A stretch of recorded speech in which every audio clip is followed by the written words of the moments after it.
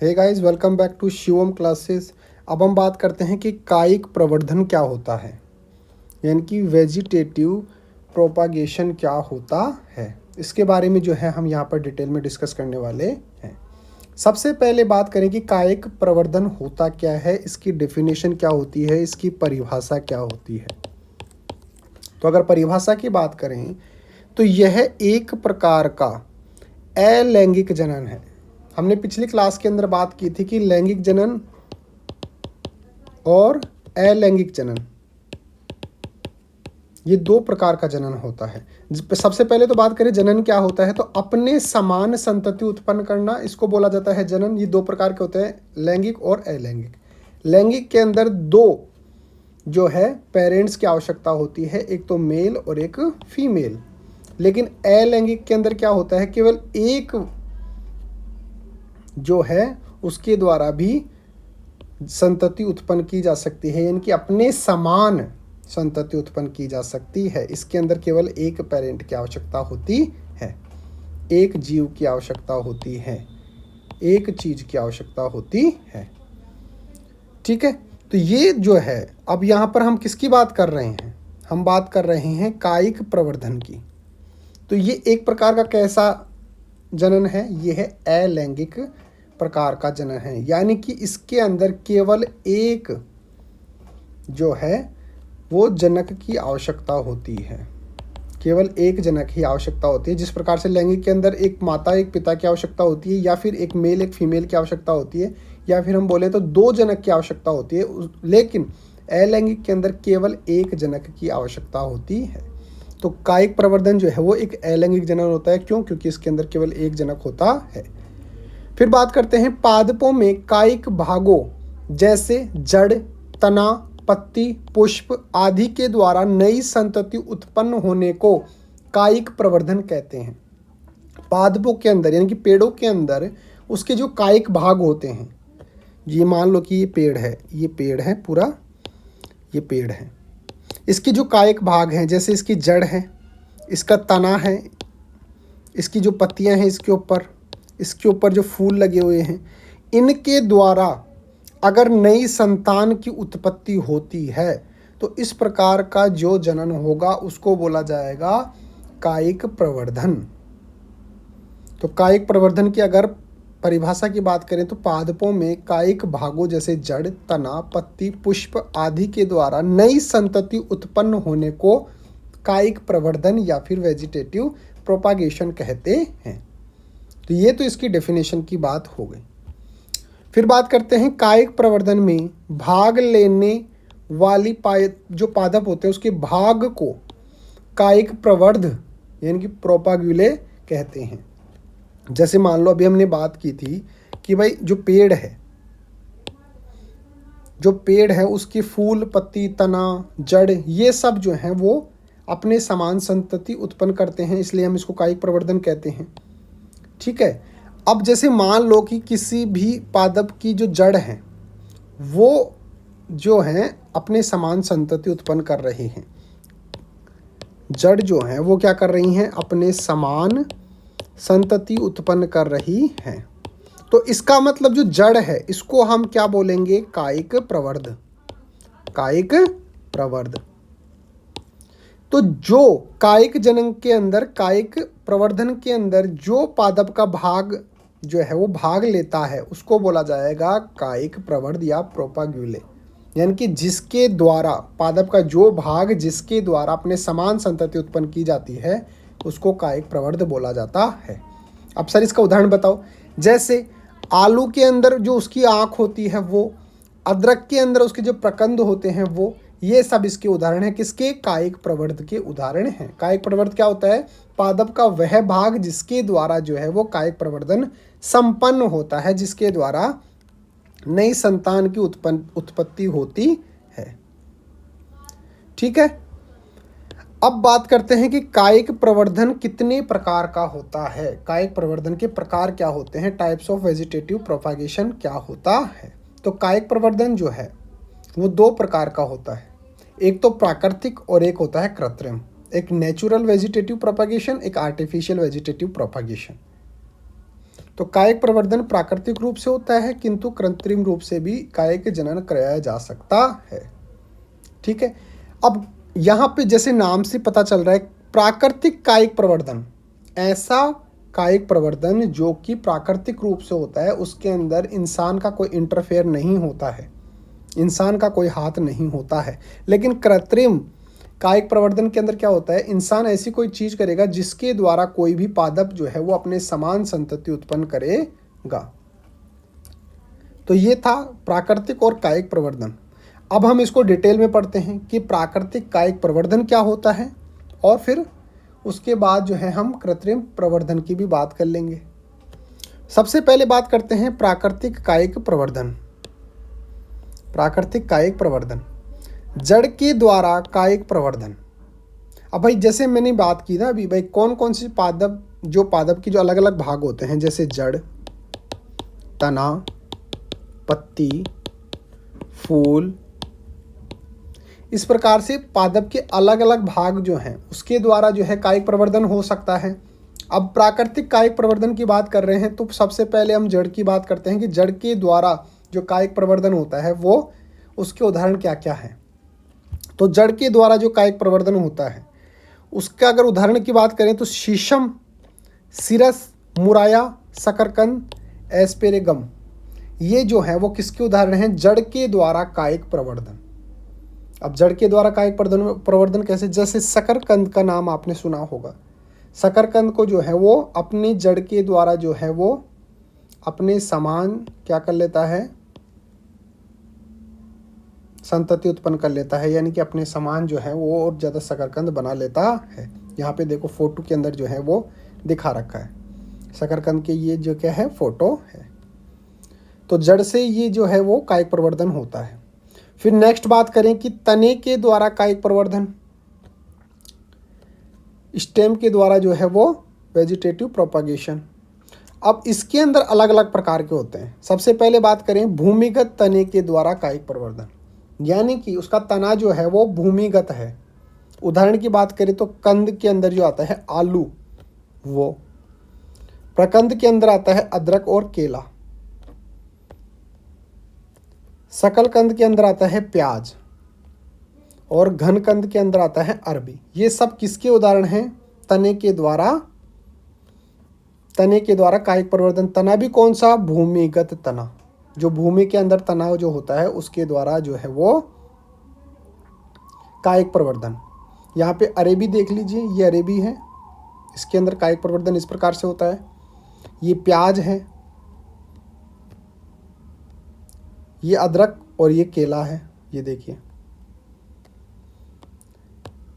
अब नेक्स्ट बात करते हैं अर्धवायवीय तना, अर्धवायवीय तने के द्वारा कायिक प्रवर्धन। अब इसके अंदर क्या होता है, जो तना होता है वो अर्धवायवीय होता है, यानी कि आधा तो जमीन के अंदर होगा और आधा जमीन के बाहर होगा। ऊपरी भूस्तरी जैसे दूब और घास, आधी तो हम उसको अंदर डाल देंगे, जैसे मान लो जो है घास है, जो आपने पार्क वगैरह के अंदर देखी होगी, उसको जो है वो कैसे, जैसे मान लो कि भाई ये घास है, इसको जो है वो बीच में से तोड़कर कई बार और ये दूसरी जगह अगर उगाते हैं तो उगाती है। क्यों उगाती है, क्योंकि इसका ये क्या है, ये तो तना ही है, लेकिन उसके जो है वो अंदर आधा भूमि के अंदर डालना पड़ता है और आधा उसको बाहर निकालना पड़ता है। तो ये किसका उदाहरण हो गया, कायिक प्रवर्धन का उदाहरण हो गया। तो ऊपरी भूस्तरी जो दूब घास है वो।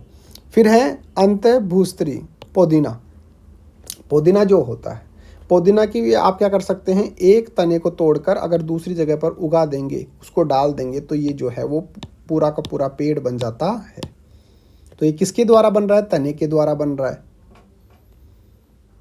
फिर बात करें भूस्तरी, यानी कि स्ट्रॉबेरी जो होती है, ये किसका उदाहरण है, भूस्तरी का उदाहरण है, यानी कि पूरा का पूरा इसके अंदर जो फल होता है वो बाहर की तरफ होता है।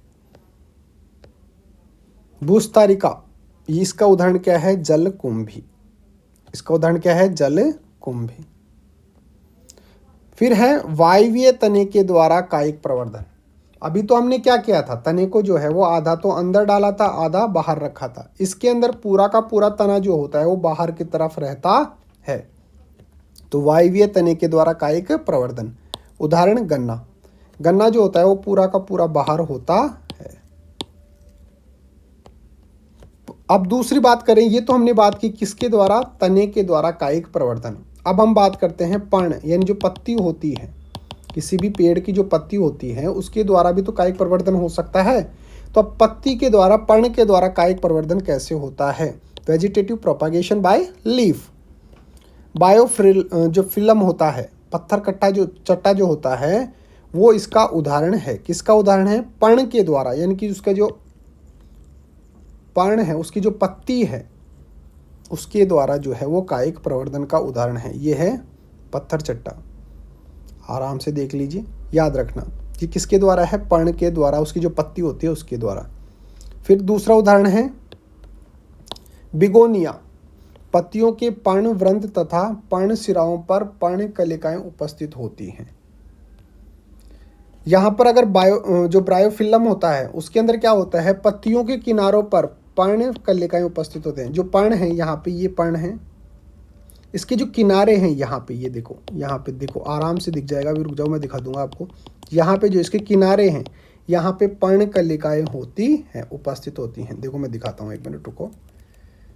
ये देखो, यहाँ पे देखो पर्ण कलिकाएं दिख रही हैं, ये पर्ण कलिकाएं दिख रही है, ये पर्ण कलिकाएं उपस्थित होती हैं। ठीक है। फिर बात करते हैं बिगोनिया की। ये है बिगोनिया, आराम से देख लो। ठीक है। इसके अंदर क्या होता है, जो पत्तियों के पर्णवृंत होते हैं तथा पर्ण सिराएं जो होती हैं, उनके ऊपर जो है वो पर्ण कलिकाएं उपस्थित होती हैं। एक तो पर्णवृंत और पर्ण सिराएं जो होती हैं उसके अंदर क्या होता है, पर्ण कलिकाएं उपस्थित होती हैं।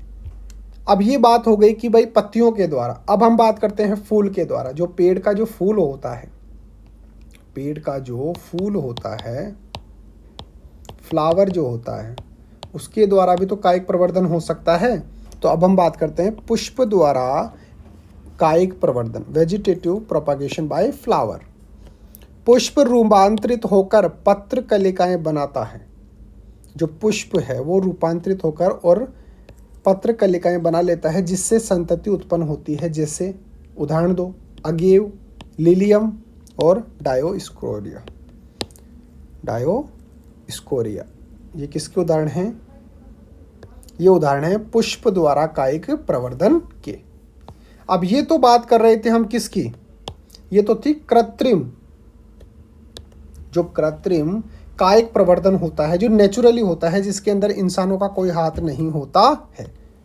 अब हम कुछ ऐसा करेंगे जिसके द्वारा जो पेड़ होता है उसके साथ ऐसी छेड़छाड़ करेंगे कि वो जो है वो अपने समान कायिक प्रवर्धन जो है वो उत्पन्न कर ले,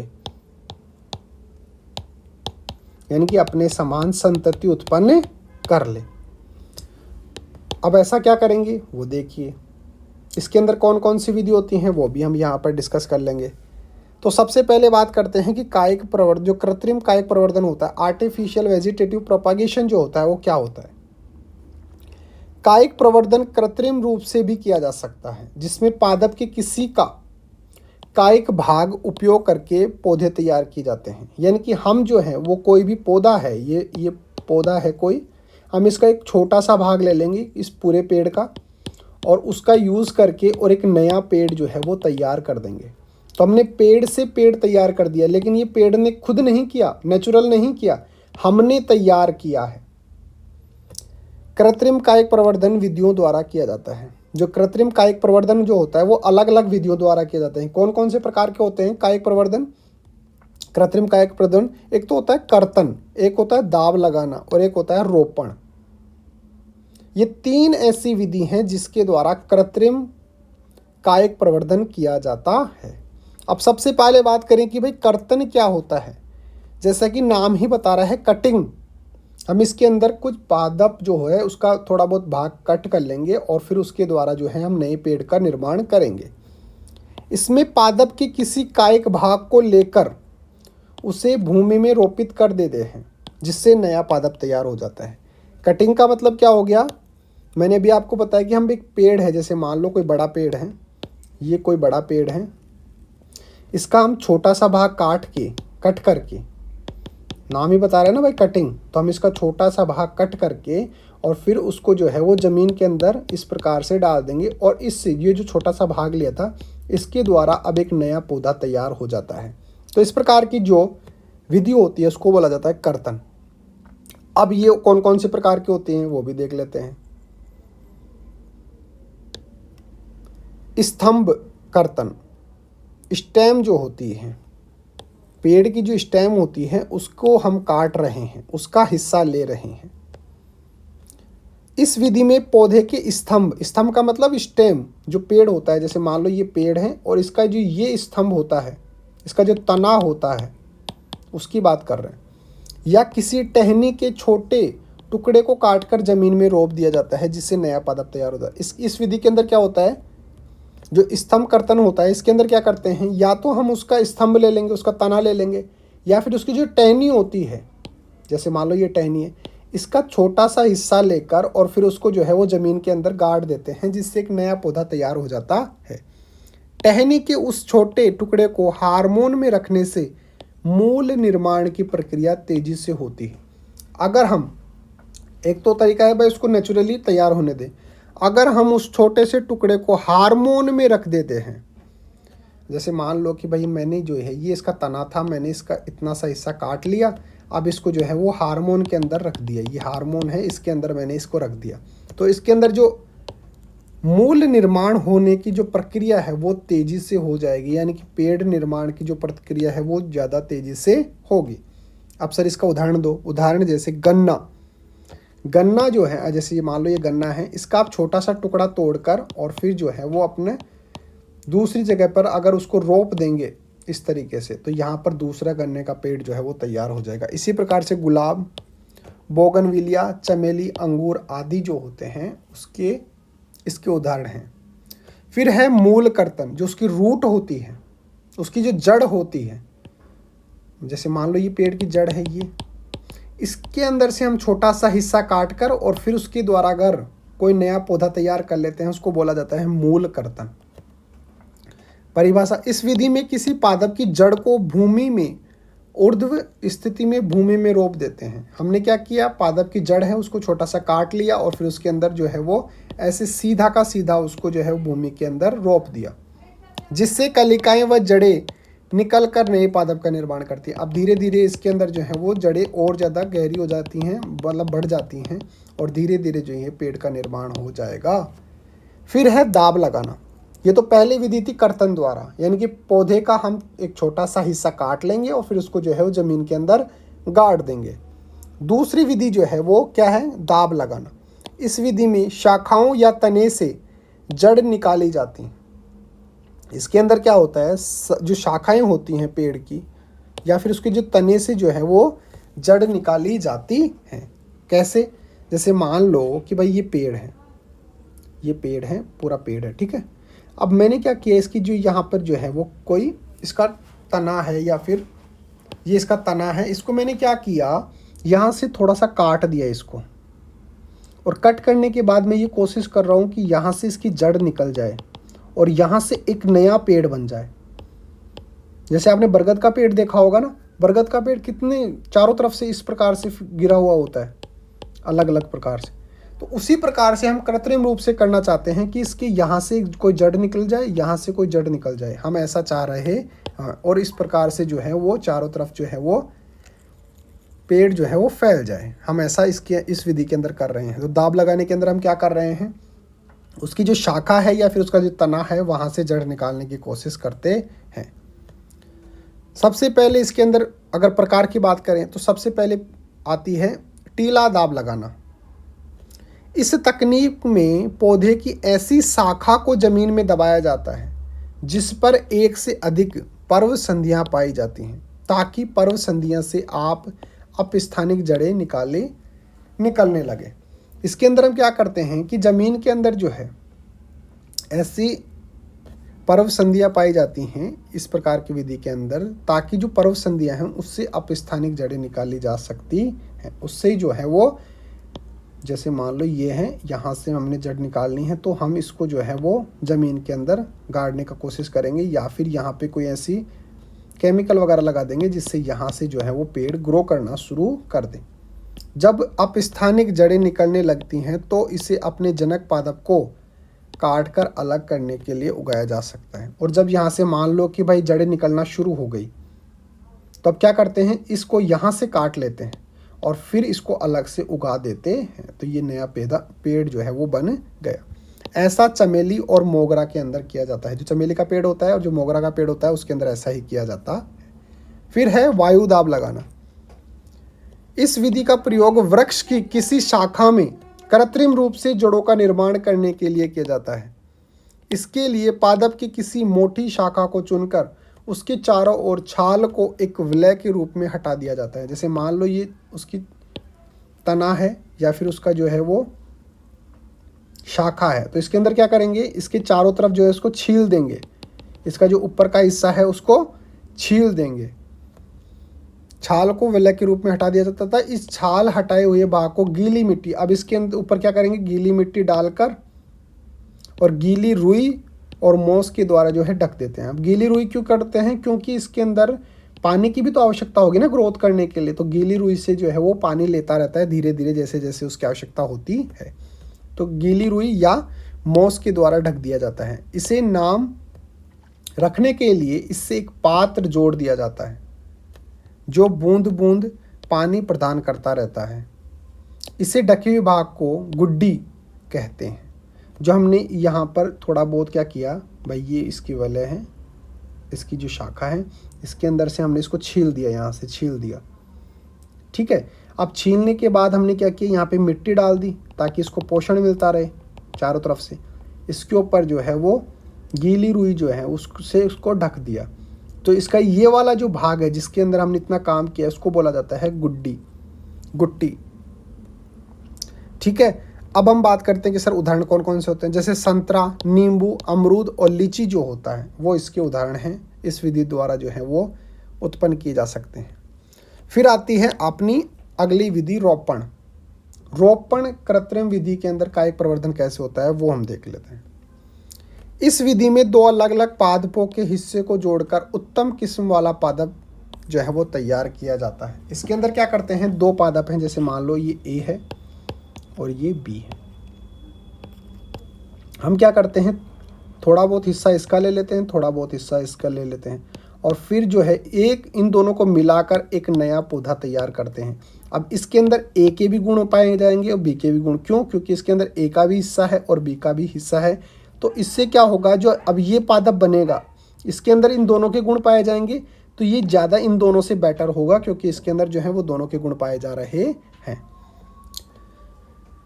कलम अच्छी किस्म वाले पादप को कहा जाता है। अब ये अच्छी किस्म का इसलिए होगा, जैसे मान लो कि इसके अंदर कोई विशेष गुण है ए के अंदर और इसके अंदर कोई अलग और ज़्यादा गुण है बी के अंदर। अब ये जो पौधा तैयार होगा जो दोनों से हमने तैयार किया है, इसके अंदर ए के भी गुण होंगे, बी के भी गुण होंगे, तो ऑब्वियस सी बात है ये अच्छी किस्म का पौधा होगा। स्कंद जिस पौधे पर जिसका दूसरे पादप पर रोपण किया जाता है, स्कंद जिस पौधे पर कलम लगाई जाती है उसे स्कंद कहा जाता है। स्कंद किसको बोला जाता है, जिस पौधे पर कलम लगाई जाती है। भाई जैसे मान लो ए पर कलम लगाई जा रही थी तो इसको जो है हम क्या बोलेंगे, स्कंद बोलेंगे। रोपण गुलाब, आम, अमरूद, सेब, नींबू आदि जो हैं वो इसके उदाहरण हैं। अब जो हम बात कर रहे हैं किसकी, कलम की, तो ये कौन कौन सी रोपण की अगर हम बात करें, रोपण की अगर बात करें तो ये कौन कौन से प्रकार का होता है, रोपण विधि द्वारा जो है वो कौन कौन से प्रकार होते हैं। सबसे पहले बात आती है जीव्यारोपण। जीव्यारोपण इसके अंदर टोंग, देखिए टोंग यानी कि जीभ जो होती है हमारे, उस प्रकार से यहाँ पे कुछ होगा। इसमें स्कंद यानी कि जिस भाग पर हम ये छेड़ाछाड़ी कर रहे हैं ना वो वाला भाग, स्कंद वही वाला भाग होता है। तथा कलम को तिरछा 45 डिग्री के कोण पर काटा जाता है। जैसे मान लो कि ये है हमारा तना, ठीक है।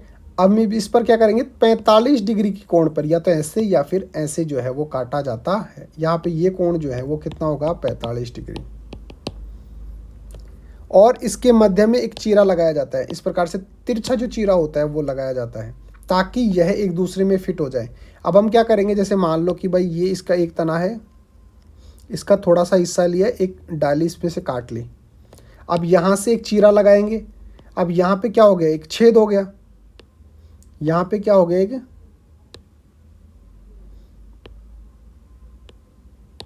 यहाँ पे क्या हो गया, ये छेद हो गया, इस प्रकार से ये छेद हो गया, ठीक है। और हमने यहाँ से इसको काट लिया, ये कट गया। अब क्या होगा कि इस छेद के अंदर इसको जो है वो इंसर्ट करके और यहाँ पे इस प्रकार से इसके अंदर डाल देते हैं, इसको इसके अंदर फिट कर देते हैं। तो यहाँ से जो है ये नई प्रक्रिया शुरू हो जाएगी। इसको फिर रस्सी या रबड़ से ट्यूब से कसकर बांध देते हैं, फिर इसको आराम से इसको बांध देंगे ताकि यहाँ से ये जो है वो ग्रोथ करना शुरू हो जाए। फिर है फच्चर रोपण। इस विधि में स्कंद में वी आकार का कलम को वेज के आकार का काटा जाता है, फिर दोनों को जोड़कर जो है रस्सी या ट्यूब से बांध दिया जाता है।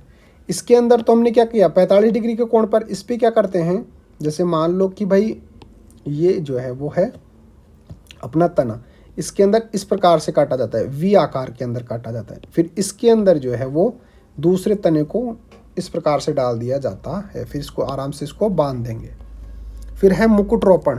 इस विधि में स्कंद की मोटाई बहुत अधिक होती है। इसके अंदर जो स्कंद है, जहाँ पर हम ये छेड़ाछाड़ी कर रहे हैं, जहाँ पर हम ये कलम की प्रक्रिया कर रहे हैं, जहाँ पर हम ये काम कर रहे हैं, उसकी मोटाई ज़्यादा होनी चाहिए, जिसे कलम रोप दिया जाता है। इसके अंदर क्या होता है, ये जैसे मान लो इसका तना बहुत ज़्यादा मोटा है, तो इसका आधा हिस्सा जो है उसके अंदर आराम से इसको रोप देंगे। तो इस मुकुट रोपण के अंदर क्या होता है, इसका जो मोटाई जो होती है वो ज़्यादा होती है। फिर आती है कलिका रोपण। इस विधि में स्कंद की छाल में टी आकार का चीरा लगाकर उसमें कलिका को रोप दिया जाता है। हमने शुरू में तो क्या किया, 45 डिग्री के कोण पर, फिर वी आकार के, और यहाँ पर क्या कर रहे हैं, टी आकार का चीरा लगाया जाता है। ऐसे जैसे मान लो ये है, इसके अंदर इस प्रकार से और फिर अंदर की तरफ इस प्रकार से और फिर ये इस प्रकार से, इस प्रकार से एक चीरा लगाया जाता है और फिर इसके अंदर जो है वो दूसरे जो पादप है उसका भाग लगा दिया जाता है। उसको फिर रबड़ से या फिर रस्सी से अच्छे से बांध दिया जाता है। नोट जो आपको ध्यान में क्या रखना है, रोपण के लिए स्कंद और कलम दोनों की कैम्बियम एदा को एक दूसरे से संपर्क में आना आवश्यक है। यहाँ पर जो हम दोनों भाग की बात कर रहे हैं, ये वाला भाग और ये वाला भाग जो अलग अलग पादप से हम ले रहे हैं, इसका संपर्क में आना जरूरी है ताकि ये दोनों विभाजन करके और एक दूसरे से जुड़ सके, ताकि ये जो है वो एक दूसरे से आराम से जो है वो जुड़ सके और एक नया पौधे का निर्माण जो है वो कर सकें। तो इस प्रकार से जो है हम आज के जो सेशन है इसको यहीं पर समाप्त करते हैं। उम्मीद है आपको समझ में आया होगा। अगर भी समझ में आया है, और अगर आपको एक बात ध्यान देना कि अगर आपको अपनी क्लास का कंप्लीट स्टडी मटेरियल चाहिए, जैसे notes, videos, model paper, NCERT solution, ये सब कुछ चाहिए, तो आप प्ले स्टोर से शिव ओम क्लासेस नाम से हमारी जो ऐप है वो डाउनलोड कर लेना, या फिर आप मेरे को इस नंबर पर व्हाट्सअप करके अगर कोई डाउट आता है या फिर आपके नोट्स वगैरह चाहिए हों आपको व्हाट्सअप पे, तो आप मेरे को इस नंबर पे व्हाट्सअप कर सकते हैं। ओके गाइज, मिलते हैं अगले टॉपिक के साथ, तब तक बने रहिए शिव ओम क्लासेस के ऑनलाइन प्लेटफॉर्म।